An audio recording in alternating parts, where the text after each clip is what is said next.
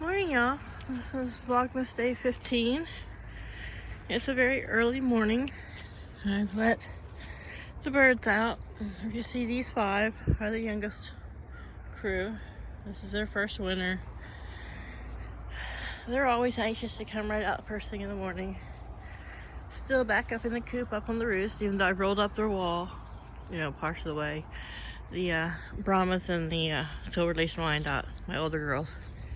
They're like, we're staying in bed. Yeah, I kind of like how, little kids want to get up super crack of dawn, start demanding of their parents by the older kids, which these are full-grown ladies, but they're going to stay in bed a little longer. So, you see how it's quite frosty. They've been digging in the new soil in their dust box. I have another bag, but I'm going to save it for the inside. It needs to dry out some. Miss Lily's having a little cabbage breakfast. They got scratch out here where you see Daisy scratching. So I thought I'd clear a few things up about my video yesterday about the black vultures. Yeah, I was shocked to watch one bounce off the top of this hawk net. But I'm not at all worried about them attacking my chickens. I know this. I think yesterday my multiple wows was just the shock of seeing one try to land on top of this. They have been hanging out in this yard as long as I've had the chickens. They even have landed over on that side of the yard and then fly out. So why it landed, I'm just wondering. Tried to land here and bounced off the top of the hawk net. I'm only guessing it's possibly because it's young. And I've read a lot about them and looked up a lot about them when I first saw them hanging around on my back porch. The fact that they will hang around out here by the compost pile and eat with my cat. The fact that I can walk up within about 10 feet of them. And for years they've been in my front yard, backyard, hanging out on the porch, hanging out with my cat. So when I first saw them, I researched into them so I knew exactly what to expect. Oh look, going for the morning run. Oh, see the squirrel up there? Here he runs across the power lines. Anyhow, that field over there is getting quite green. I think it's winter wheat, but anyhow,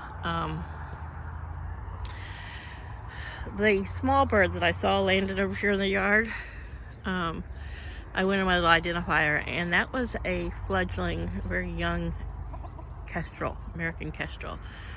It might have been a female because it seemed to be slow to be getting its colors, and the American kestrel actually has some pretty markings.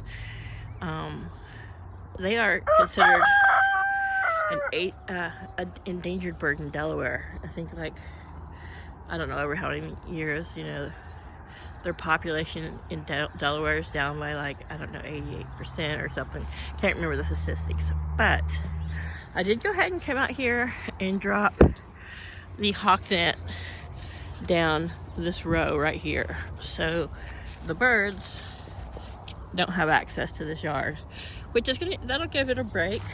And like I said, that's not because of the vultures. That's because of usually where you see vultures, there are some sort of birds of prey. And they, especially black vultures, will tend to follow around turkey vultures, as I've mentioned before, or hawks to eat the scraps, And I have seen hawks, larger hawks, over in the field, like when it gets a little taller, and in the spring and summer when there's field mice, and sounds horrible, but probably baby bunnies and feral kittens and who knows. But okay, yeah, I know your opinion on the subject, mister. Why don't you just eat with the ladies? Yeah, get up out of my grill. So since I saw that young fledgling kestrel, means that there's probably mom and daddies. Probably a nest somewhere around here. I always laugh at the turkey, these black vultures, blah, blah, blah, hanging around my yard so much. I mean, Delaware doesn't have any mountains or peaks or high cliffs or anything like that. We're a pretty flat piece of, land hanging off the side of the country here. But, we don't have a huge amount of tall trees, but we do have some. And, black vultures usually hang out in family groups, and over the years I've seen what the parents, who we call Hansel and Gretel, and I've seen younger ones, smaller ones. You know, I'm sure eventually they grow up and move on and have their own families. But anyway, I dropped the net because of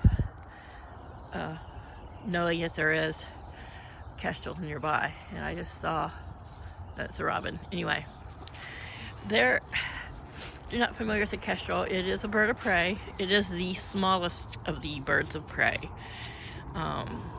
They're smaller than falcons, but I think some can get up to the size of a falcon, but not quite that often. They are a small bird of prey. So because we do stay green and there is all of this here, I know that there's bunnies in the yard.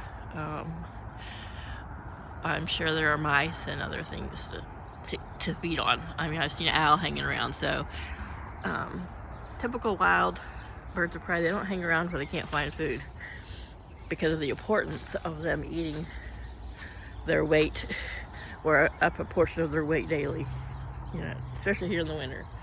So I'm pretty sure there's bunnies under there and in different corners of my yard, which I don't want to see them eaten by kestrels or hawks and their carcasses picked apart by vultures. But you know, that is the circle of life.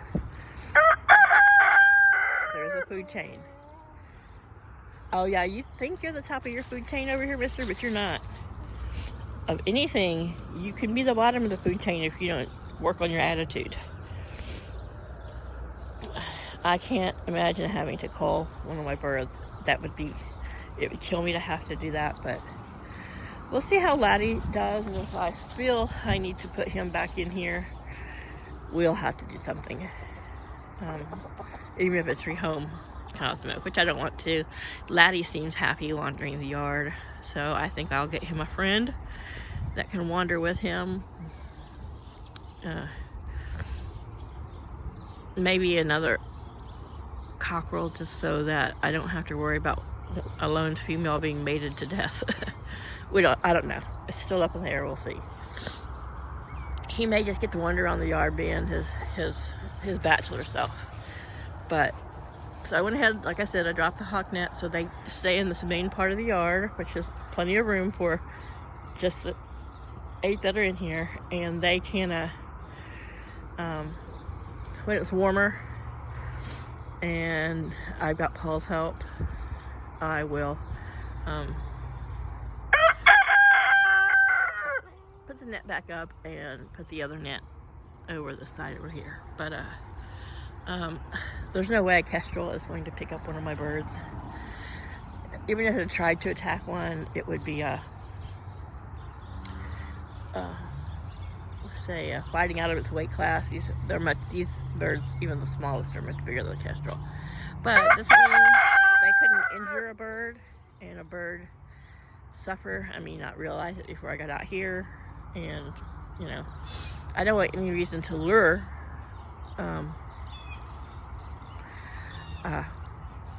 birds of prey, and you know, I actually love these black vultures. They're beautiful. They let me get fairly close.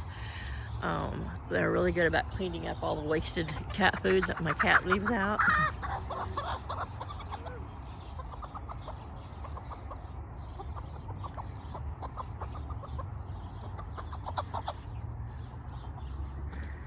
Yeah. One of the reasons I want to get a bunch more females is because I don't want these girls to be wore out.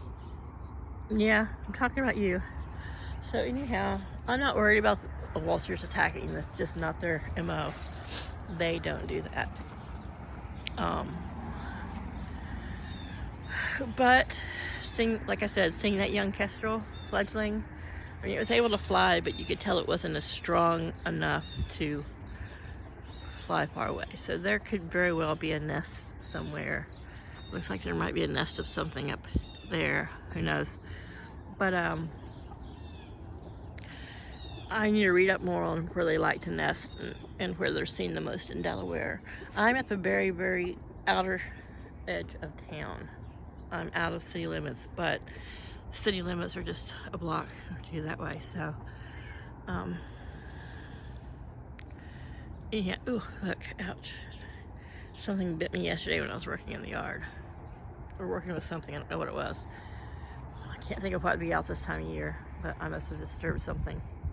Oh, anyway, so to have hawks and stuff hanging out this close to town, I rarely see them in town. When I'm going down some of the country roads, which everything here in Delaware is a country road, once you're out of a little hamlet,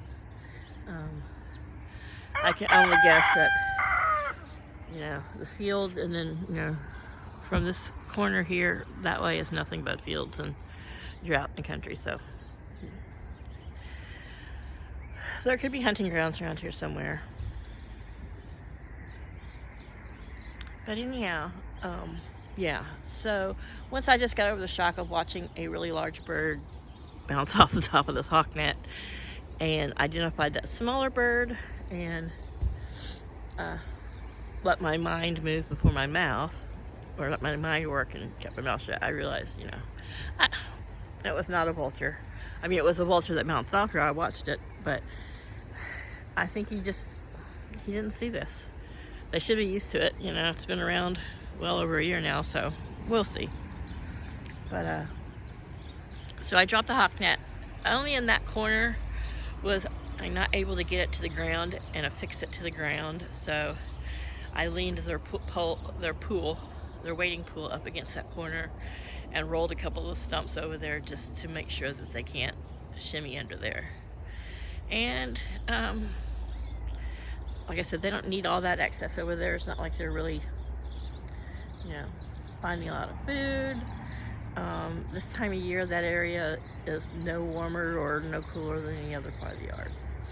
So, anywho, that's where we're at. And quite often you see the vultures up here on top of the roof line. But they walk around the yard. Like I said, they share meals with my cat at the compost pile, or the cat's being nosy, looking at in case there might be some morsel at once. Of course, the vultures are eating whatever's left over. But I'm strutting around. So another importance of getting, besides it being winter and it being dark and colder, he really annoys the older girls. So sometimes if your rooster is really annoying some of your females, they'll slow down laying. But I've still been getting, you know, right now 2 a day from the leghorns. Lily over there walking towards me, and Mrs. Zin Zin here, who's got her butt towards me, is aren't laying right now. I think they're taking their winter hiatus. That was just Kiva, one of the buff Brahmas that started to peek her head out the door. But once he started to do his little dance, she's like, oh no, I'm not in the mood for you. Too early for that kind of stuff, mister. So there's Kiva. And that ball's got a little bit of scratch and the oyster shell. The other two are smartly staying up and letting him, you know, I think part of their staying in bed is to let him get his randiness and morning mating ritual out of his system, and they can come out, which I don't know if it helps them. I've seen him, he's not catching Luna. Luna's not letting him cover her. I saw him attempting to cover one of the Brahmas the other day, but here she is. This is Kiva. And get him to walk over here and stand close to her. She's bigger than he is. She's taller, she's wider, she's heavier. So, you know, it was kind of sloppy. It's like, but anyhow, so he knows he hasn't covered her this morning. Poor Lily. Yeah, he ruffled up your feathers a bit, huh? So, I'm just trying to get a good look at her. She's missing a few feathers on her neck. Are you okay, Missy? You're too young to be molting. It looks there on the front underneath her chin. Yeah. Her little Laddie, ouch, you got your claw on my neck again. Her little shawl hackle feathers look a little ruffled up, but I don't think that's him. But yeah, she's a little better there on her chest. So later I'm gonna catch her this afternoon. It's a little bit warmer, and give her a good once over. But I think she's fine. I think, who knows? Sometimes when they just, want to groom each other. Laddie. No, get off the top of my head. Get off. Yeah, I don't want you scratching my scalp. Jeez. Yeah, that was from a flat-footed from the ground, jump on the mama's head move. I am not a perch. I'm not a roosting statue for you to stand on. So, all right, well, I'm going in. I just wanted to reiterate that I did their waters out here. I'm gonna check and see. Probably dump the bird bath and come put some fresh water out in it. But at one point last night we got down in the 20s, but by the time I went to sleep about 11:30, yeah, I stayed up kind of late. It was like 30, 33, 34, but the wind chill. So, and all the waters that I dumped out this morning, though there were ice on the I can even see in this one, there's little bubbles. It's just a layer of ice. It's not solid. So what I'm gonna do, that's not gonna come out. I'll come and add a little bit, not warm, but warmer water to this, and it'll melt it up. And once another hour or so, we should have some sunshine. But you can see that underneath here, there's water. I'm just not gonna force it. Bird feeders are good. There's a puddle. The sun is just now coming up, so once it gets a little higher, things will start to melt off a bit. But I'm gonna go in because, once again, my hand is frozen. Yeah, I hear you, mister. So this yard, like I said, is about 20 by 15.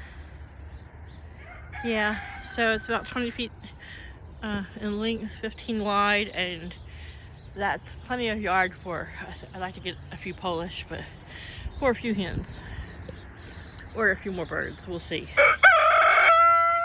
But I like him to be able to roam free. If he's got girls, he won't need to so much, but I would definitely get a breed that are not super foraging breeds. I mean, all chickens forage, but that are fine and content in the size yard. Like I said, there's the small coop. I won't get very many. There's the underneath the coop to hang out. And if, I felt the need to try to bite the bullet and get an Omlet, a mobile little coop, one of their larger sizes that, gosh, they're so expensive. But by the time you buy a coop and put it together and put it up, you spend the same amount of money. The omelets are easy to clean, and I can move it around different places. We'll just see. Because typically I would still keep this as the quarantine or grow out coop, and I would just have something else or just a few birds out here, but we'll see. I definitely know I'm probably going to add another at least half dozen to the big yard. Lake Hosmer's got plenty of girls to spread the love. You need to lay off the boots, mister. So I'm going in, my hands are frozen, my nose is running, and we've had a bit of an update. You guys have a great Friday. Bye.